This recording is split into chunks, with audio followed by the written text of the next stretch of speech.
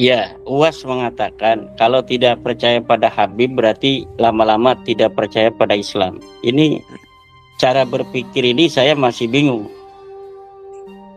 Tidak percaya pada Habib berarti tidak percaya Habib itu cucu Nabi lah gitu. Maka Mungkin, itu ya. sama saja dengan tidak percaya kepada Islam. Lama-lama akan tidak percaya pada Islam. Ini dalam teori silogisme ini muqaddimah sugro, muqaddimah kubro, natijahnya ini nggak pas. Memang Habibnya sebagai apa? Sehingga disamakan kemudian dengan Islam. Apakah Habib ini termasuk rukun Islam? Sehingga orang yang tidak percaya kepada Habib ini berarti tidak percaya pada Islam. Rukun Islam yang saya tahu kan cuma 5. Syahadat, sholat, puasa, haji, zakat ya. Itu urutannya mungkin tidak urut ya, nggak apa-apa. Nah, tidak ada itu frase di dalam rukun Islam itu ada Habib itu sebagai rukun Islam. Sehingga kalau kita tidak menjalankan rukun Islam, kita tidak lagi bisa disebut Islam. Tidak ada. Kemudian apakah percaya bahwa Habib itu merupakan cucu Nabi masuk dalam rukun iman? Juga tidak. Sehingga tidak bisa mengeluarkan seseorang dari keimanannya kepada Allah, keimanannya kepada Nabi Muhammad.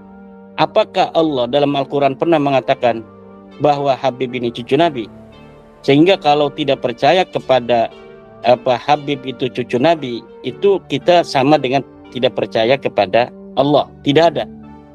Apakah nasab Habib ini setelah disebutkan oleh Nabi Muhammad? Tidak ada.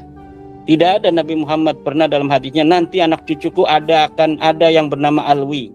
Dia akan punya nama anak namanya Muhammad. Nanti Muhammad akan punya anak namanya Alwi. Tidak ada yang demikian itu. Kalau dia bukan ucapan Allah, dia bukan ucapan Nabi Muhammad, lalu kita tidak percaya bahwa Habib ini cucu Nabi, konsekuensi kita keluar atau tidak masuk dalam kategori iman itu dari mana? Tidak ada. Maka UAS ini dalam bicara, bolehlah kita mendukung Habib ya, mendukung atau jadi mukibin. UAS jadi mukibin silahkan saja. Tapi jangan bodohi jamaahnya. Coba cerdaskan jamaahnya. UAS ketika percaya bahwa Habib itu cucu Nabi, minimal dia punya dalilnya. Dalilnya mana UAS? Bahwa Habib itu cucu Nabi. Saya menantang UAS untuk memberikan dalil. Hai Imaduddin Usman, ini dalil Habib cucu Nabi. Ini sahih. Selama ini tidak ada. Saya tidak pernah lihat dia mengutip kitab tentang ilmu nasab. Dia hanya apa yang dia tahu selama ini. Nah, ini menutup jamaahnya untuk cerdas. Jamaahnya UAS ini kan bukan jamaah NU. Dia memang dalam amaliyah mungkin mirip dengan NU, tetapi dia dalam cara pandang keagamaan harokah itu tidak sama dengan NU. Jamaahnya saja bukan jamaah NU, itu sama dengan para mukibin ustadz-ustadz pendukung Habib itu yang sekarang membela nasab Habib itu sebenarnya tidak ada kaitan dengan NU. Jamaahnya bukan jamaah NU. Yang mengundang dia banyaknya bukan orang-orang NU. Walaupun dia mengatasnamakan NU seperti Ustadz Wafi, Ustadz Idrus Ramli, tetapi tidak ada kaitan dengan bagaimana perjuangan ke-NU-an. Bahkan ketika NU di dalam sebuah muktamar kemudian memutuskan suatu hal tentang paham keagamaan, mereka ini yang paling getol untuk menolak.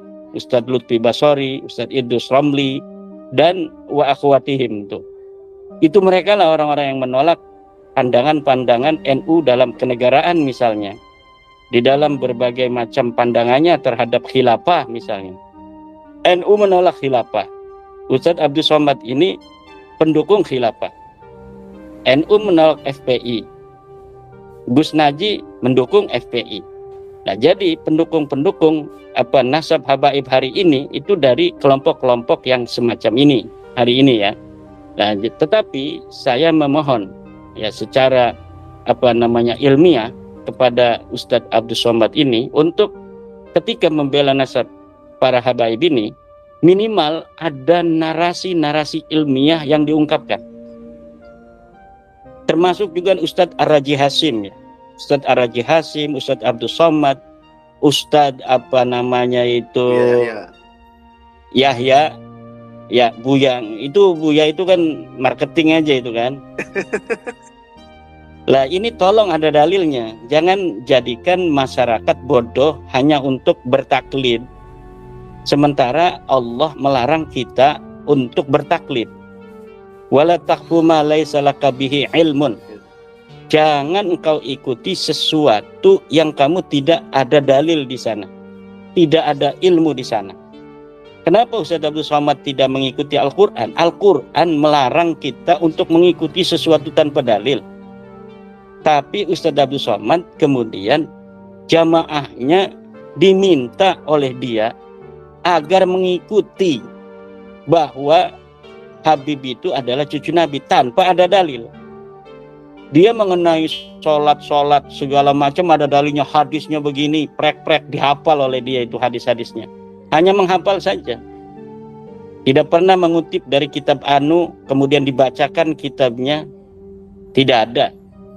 Hadis-hadis itu orang yang tidak bisa baca kitab kuning pun kalau ada jabar jernya itu bisa membacanya. Maka seorang ulama itu bukan hanya dia yang bisa menghafal hadis-hadis dan menghafal ayat Al-Quran, tetapi dia yang memahami Al-Quran dan memahami Al-Hadis untuk menjadi sebuah way of life bagi umat Islam dalam menghadapi tantangan setiap masa. Yang bisa untuk menafsirkan Al-Quran kemudian memberikan jawaban tantangan setiap masa adalah ulama-ulama yang rasikhin, ulama-ulama yang dia memahami Al-Quran secara dalam, bukan hanya tekstual hafalan. Imam Al-Ghazali ini sangat mencela orang-orang yang beriman hanya dengan contekan kemudian menerima kebenaran tanpa verifikasi. Lihat dalam kitab Al-Munqidh Minadh Dhalal umpamanya, bagaimana fase-fase ilmiah seorang Al-Ghazali, dari mulai bagaimana dia bergelut dengan filsafat, kemudian ilmu kalam, kemudian fikih, kemudian tasawuf. Kemudian lihat pula dalam Tahaffutul Falasifah, bagaimana Imam Al-Ghazali kemudian merangkai narasi-narasi ilmiah untuk meruntuhkan teori-teori filsafat yang dianggap bertentangan dengan agama Islam. Inilah yang harus menjadi sebuah suri tauladan bagi kita, orang-orang yang menjadi suri tauladan. Dia jadi penceramah, dia menjadi ustadz, dia menjadi seorang yang dikiaikan, ditokohkan, dibuyakan. Bukan buya yang dia kemudian menempelkan nama sendiri sebagai buya gitu. Bukan. Tapi orang-orang betul yang dibuyakan oleh masyarakat. Ada orang yang menempelkan gelar buya itu sebagai marketing branding untuk kemudian meminta sumbangan di YouTube atas nama pesantren, atas nama santri dan lain sebagainya. Kita lihat kiai-kiai NU nih, Kiai NU, kalau orang sudah menisbahkan diri pada NU, dia bikin pesantren, tidak pernah merepotkan orang lain. Dia ada fasilitas yang sederhana, dia gunakan dengan semaksimal mungkin. Ada rezeki dia bangun lagi, santri tambah dia bangun lagi, santri tambah dia bangun lagi. Tanpa pernah ada merepotkan orang, bikin santunan di YouTube, santunan. Setiap dia bikin YouTube gitu. Ada merek, nomor rekening. Kita buka YouTube, ada muncul dia. Wakaflah satu tanah ini untuk generasi-generasi Islam. Kemudian ada lagi narasi-narasi menjual-jual orang santri-santri miskin. Santri miskin begini, ya Allah, berikanlah kemudahan rezeki bagi orang yang membelikan satu Al-Quran untuk kami membaca Al-Quran. Kemudian ada Al-Quran lusuh diperlihatkan. Itu yang iklan itu mereka itu orang-orang yang hari ini getol-getol itu menyerang-nyerang daripada pandangan keagamaan Nahdlatul Ulama yang walaupun di dalam amaliyah mirip dengan Nahdlatul Ulama. Tapi ketika kita melihat para kiai-kiai Nahdlatul Ulama, tidak ada yang seperti itu. Tidak ada yang mereka itu jual-jual nomor rekening di YouTube. Setiap bikin YouTube ada nomor rekening, silahkan untuk berinfak untuk anak-anak santri kami, anak asuh, jadilah orang tua asuh santri kami. Nggak ada yang begitu di Nahdlatul Ulama itu. Semuanya berjalan begitu alamiah.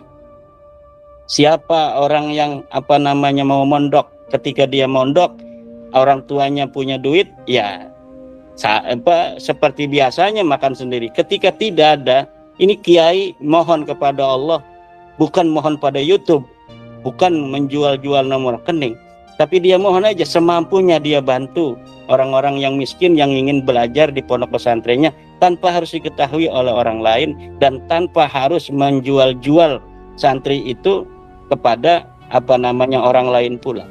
Nah, ini yang saya amati dari ustadz-ustadz YouTube, ustadz-ustadz model-model zaman sekarang seperti yang sedang kita bicarakan itu. Nah, ini jadi berilah kecerdasan kepada jamaah kita untuk mempunyai cara berpikir keislaman yang sesuai dengan ajaran Kanjeng Nabi, sesuai dengan ajaran Al-Quran. Bagaimana ajaran Al-Quran? Ajaran ilmiah. Wala taqfu ma laysa laka bihi ilm. Jangan kau ikuti sesuatu yang tidak ada dalil. Kalau mau membela nasab Alawi itu sahih, mana dalilnya? Ayo kita berdiskusi. Ayo kita bicarakan mana dalilnya. Kita sudah mengetahui dari para orang-orang yang membela tidak ada dalil. Tapi sekali lagi, apapun yang terjadi, ini penting untuk digarisbawahi. Apa yang kami lakukan itu adalah hanya sekedar kami ingin katakan bahwa pengakuan Anda sebagai cucu Nabi tidak terbukti. Anda bukan cucu Nabi.